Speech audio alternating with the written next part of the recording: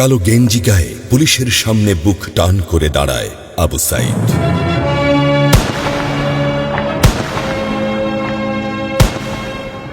Police তাকে রক্ষা করার বদলে গুলি করে। ঠাস ঠুস কয়েকটা গুলির মধ্যে একটা গুলি লাগে তার কোমরে।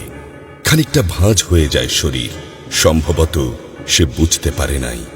ঘাড় ঘুরিয়ে কোমর দেখার চেষ্টা করে একবার, তারপর আবার আগের মতো আবার দুই হাত প্রসারিত করে সিনা টান করে দাঁড়ায়। ডান হাতে ছোট্ট একটা লাঠি। বিশ্ববিদ্যালয়ের প্রধান ফটকের পাশে বেশ কয়েকজন পুলিশ, হাতে রাইফেল, রাইফেলের তাজা গুলি, আবারও গুলির শব্দ। পরে গুলিটা কোথায় লাগলো বোঝা গেল না। তবে আবু সাইদ টলছে।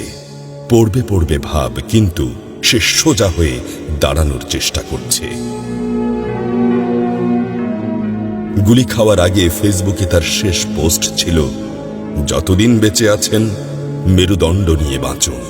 সেজন্যই হয়তো গুলি খাওয়ার পরও সোজা হয়ে দাঁড়াতে চাইছিল, কিন্তু পারছিল না। আবু সাইদের মেরুদণ্ড সোজা থাকলেও শরীরটা মাটির দিকে ক্রমশ ঝুলে পড়ছিল।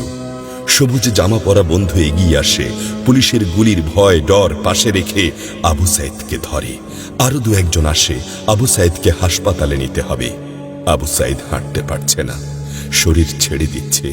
4-5 জন হাত পা ধরে শূন্যে তোলে। আবু সাইদ ঝুলছে আর রক্ত পড়ছে টপ টপ টপ। যে আবু সাইদ কিছুক্ষণ আগেও বুক চিতিয়ে দাঁড়িয়ে কোটা সংস্কার আন্দোলনে নেতৃত্ব দিচ্ছিল, সে এখন শূন্যে ঝুলছে, যেভাবে ঝুলছে মেধাবীদের ভাগ্য। রাত 10টার আগেই বাড়িতে যাওয়ার কথা ছিল আবু সাইদের। মা অপেক্ষা করছে, বোন অপেক্ষা করছে। তখনও তারা জানে না আবু সাইদের মৃত্যু সার্টিফিকেট লিখছে কর্তব্যরত ডাক্তার। নাম আবু সাইদ, পিতা মকবুল, ঠিকানা বাবনপুর, পীরগঞ্জ, রংপুর। বয়স 25। মৃত্যু কারণ আগমনের সময় মৃত্যু। তারিখ 16/7/24, রাত 8টা 5 minute. Serial number 240434, Rangpur medical college হাসপাতাল। পরিবারের একমাত্র শিক্ষিত ছেলেটা খুন হয়ে গেছে।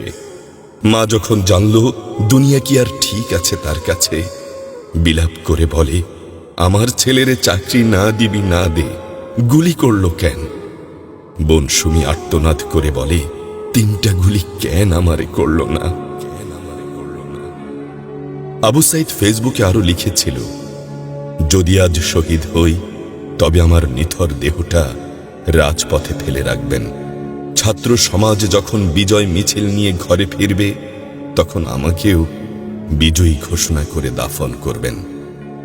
একজন পরাজিতের লাশ কখনো তার মা বাবা গ্রহণ করবে না।